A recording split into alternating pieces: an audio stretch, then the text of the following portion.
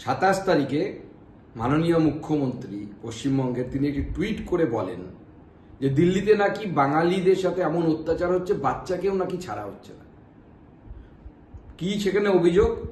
যে গত 25 তারিখ একটি বাচ্চা ছেলে এবং তার মা, যার নাম সাজনুর পারভিন, স্বামী মুক্তার খান, বাড়ি মেহবুবনগর, বিনোদনগর, দিল্লি, তাকে নাকি পুলিশ ধরে নিয়ে যায়, দিল্লি পুলিশ ধরে নিয়ে যায় এবং তারপরে তাদেরকে অত্যাচার করে, বাচ্চাটাকে মারে এবং 25,000 টাকা মুক্তিপণ দাবি করে এবং তারা নাকি সিভিল রেসে এসেছিলেন। আজকে দিল্লি পুলিশ তদন্ত শুরু করার পর আজকে দিল্লি পুলিশের তরফ থেকে ডিসিপি অভিষেক ধানিয়া সাহেব তিনি প্রেস কনফারেন্স করে পরিষ্কার বলে দিয়েছেন যে পশ্চিমবঙ্গের মুখ্যমন্ত্রী আসলে একজন মিথ্যেবাদী, ফেক মুখ্যমন্ত্রী। এই পুরো ঘটনাটা তৃণমূল কংগ্রেসের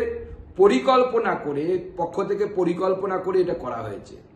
এই যে ভদ্র মহিলা সাজনুর পারভিন, তার আত্মীয় মালদায় যিনি থাকেন, তিনি তৃণমূল কংগ্রেসের সক্রিয় কর্মী এবং নেতা। তার প্ররোচনায় এই পারভিন ম্যাডাম তার ছেলেকে নিয়ে এই পুরো গল্পটা ফাঁদে। অথচ দেখা যাচ্ছে সিসিটিভিতে যে দুপুর 12:30টার সময় যে 4 জন পুলিশ কর্মীর কথা বলছেন যারা নাকি সিভিল ড্রেসে এসেছিল, সিসিটিভিতে দেখা যাচ্ছে যে পারভিন ম্যাডাম তার ছেলেকে নিয়ে একা একাই বেরোচ্ছেন স্বইচ্ছায়, অর্থাৎ ওখানে কোনো পুলিশ কর্মী তার বাড়িতে যায়নি।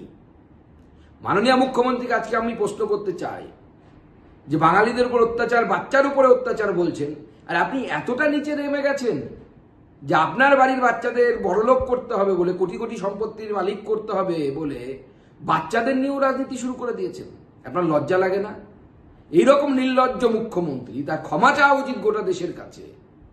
এবং এইরকম নির্লজ্জ মুখ্যমন্ত্রী পশ্চিমবঙ্গ এর আগে কোনো দেখেনি। আর আজকে আমি এই প্রমাণটা বারবার পশ্চিমবঙ্গের প্রত্যেকটি হিন্দুকে দেখতে বলবো। দেখুন, আপনাদের অপোজিটে যে সমাজ আছে, যারা তৃণমূল কংগ্রেসের হয়ে দুধেল গায়ের কাজ করে, তারা রাজনৈতিকভাবে কতটা সচেতন, নিজের পরিবারকে, আত্মীয়কে ব্যবহার করছে যাতে করে বাঙালি বাঙালি এই সেন্টিমেন্ট তৈরি করা যায় এবং আপনারা বোকা হয়ে তৃণমূল কংগ্রেসের পক্ষে ভোট করেন। আমি দিল্লি পুলিশকে অনুরোধ করব এই তদন্তকে এগিয়ে নিয়ে যাওয়ার জন্য, পশ্চিমবঙ্গের মুখ্যমন্ত্রীর বিরুদ্ধে মামলা দায়ের করার জন্য আমি অনুরোধ করব। কারণ পশ্চিমবঙ্গের মুখ্যমন্ত্রী পুরো মিথ্যেবাদীর কাজ করেছেন, মিথ্যে কথা বলেছেন, পশ্চিমবঙ্গের 10 কোটি মানুষকে বোকা বানানোর চেষ্টা করেছেন। এই ধরনের মুখ্যমন্ত্রীকে আমরা ধিক্কার জানাই, আমরা প্রতিবাদ জানাই।